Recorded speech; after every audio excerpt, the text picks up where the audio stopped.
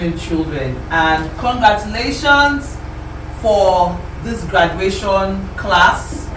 You have been in this school for 6 years, I hope I'm right. Okay, and I'm so proud of all of you. I'm proud that you have stood out with your manners, you have improved in the way you think. I remember when we talked about a growth mindset, and so many of you have changed your mindset from the way you used to think life is all about. Now, the reason we are having this party is not just to eat and enjoy. It is a lesson I want you to grow up with.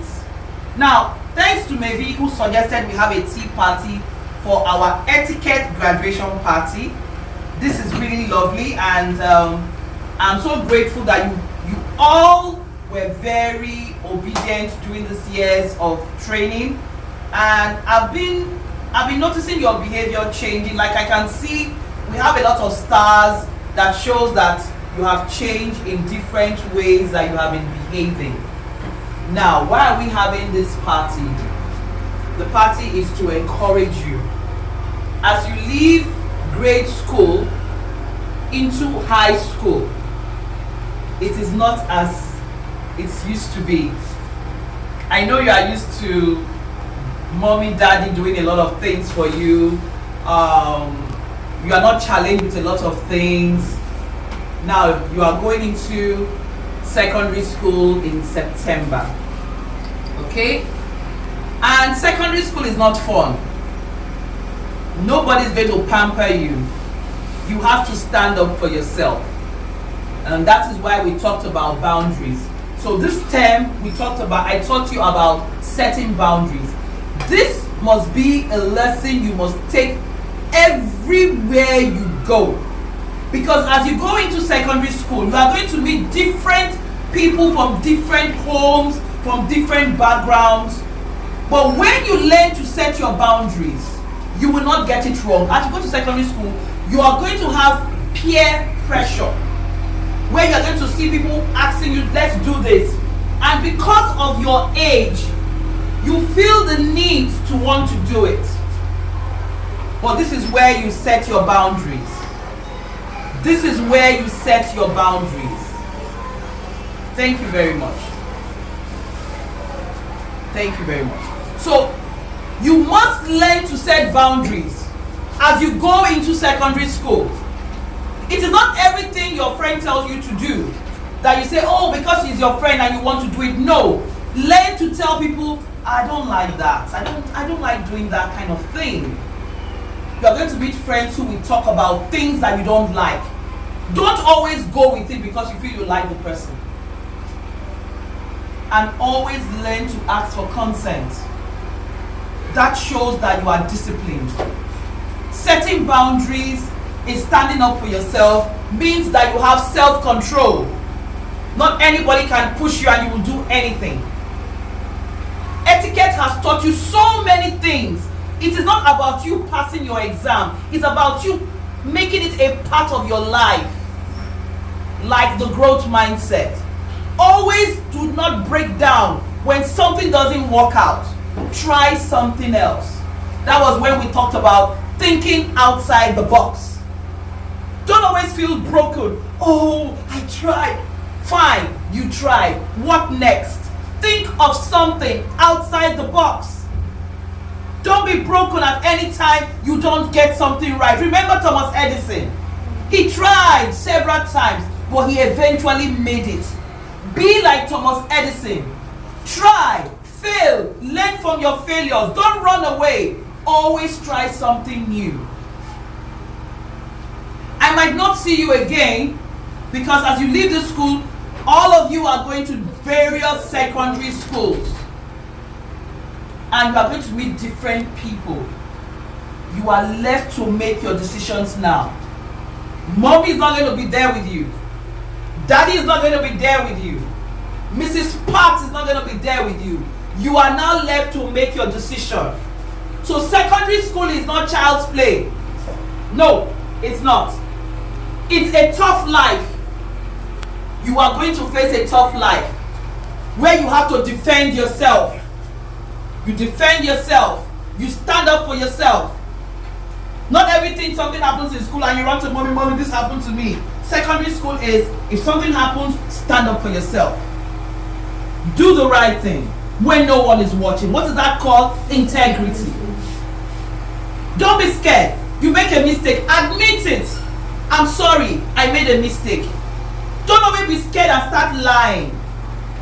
Because when you start with fear and you start lying, it grows with you. And you end up becoming a bad child. So don't be afraid of admitting when you are wrong. It is fine, it's okay. And when you ask for consent and they give you a no, it's okay. Nobody must always say yes all the time. Sometimes you get a yes and sometimes you get a no. It's perfectly fine.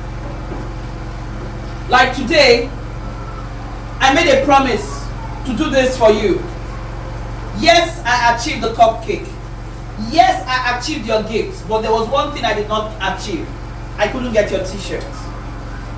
I did feel bad. But I said to myself, my joy is saying that you all will be successful in life, very smart. Now today, like we said, it's a tea party. Remember, we have done tea etiquette, right? Yes. So we're all going to have tea and cupcake and some small chops. And while we are doing it, we are going to practice our tea etiquette. Now, watch me again. I'm going to tell you, I'm going to go through the rules again. Now, my cup is upside down. The first thing I do, just watch. You turn your cup up like this. And you use your teaspoon to pour in your milk, your beverage, and afterwards we are going to pour in our hot water. And when we do that, we stir with our spoon noiselessly. We don't do no, just noiselessly. Then when you do that, you dab. Why do we dab? So that the tea in the teaspoon goes into the cup. Then you drop your spoon down, you take it like this, and you sip. We sip because the tea is hot, right? The tea is very hot. So we don't drink it like cold water or mineral, but we take it and drop it down. Then take your cupcake or your biscuit and you have a bite. Is that okay? Alright. So before we start our tea etiquette, I want everybody turn up your teacups now. Now when you turn up your teacups, you will see a little slit. For those of you who have your beverage, can you open?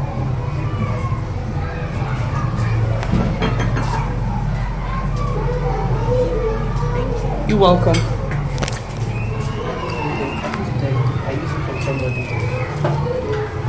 Use your teaspoon to stir, please. Use your teaspoon. Now stir. Now dab your spoon and place it back on the. Don't feel tense. Now take a sip. Everybody, I want to see you take a sip. Thank Ms. Pat for helping us do this tea party. I appreciate it. You're welcome. I want to thank Ms. Pat for helping us copy notes if we could not copy it. And thank you for teaching us. You're welcome. And thank Ms. Pat for teaching us how to be polite and not saying words like shut up, instead saying lower your voice. Thank you. I want to thank Ms. Pat for trying her best, even though she was tired. Thank you for your effort and your love. Thank you. You're welcome. I want to thank Ms. Pat for making us better people in life by teaching us etiquette. Oh, I'm so blessed. Thank you so much. I want to thank Ms. Pat for teaching us what we carry for the rest of our lives. Ms. Pat, I'm very grateful and thank you for being our one and only etiquette teacher. You're welcome. You're welcome. Hello. This is one of my graduating students. Her name is Kerry. Kerry is a special child, but she's very unique in her own way. One thing I love about Kerry, you want to assist her do a lot of things and she wants to do it by herself. She has struggled from grade 1 to grade 5 and she's graduating today. And I'm so proud of Kerry. She has pushed hard. She has come out of that. She's no more a special child. She's now her own strong-willed Kerry. So you see her smile. Okay, so Kerry, what do you want to say on your graduating day? Thank you. Thank you, Carrie. Thank you, Carrie. Now we are enjoying our tea and our snacks. Remember, I told you I have a surprise for you, and your surprise is that all your names are in this container. So we are going to pick out a winner, and the winner is going to win the puzzle from Auntie Pat. So this is my graduation gift to the winner. Wow. Okay? So now Mrs. Obi is going to pick a name. I'm shaking, so see that nobody. Okay? Did you see that, everybody? Now Mrs. Obi will pick a name.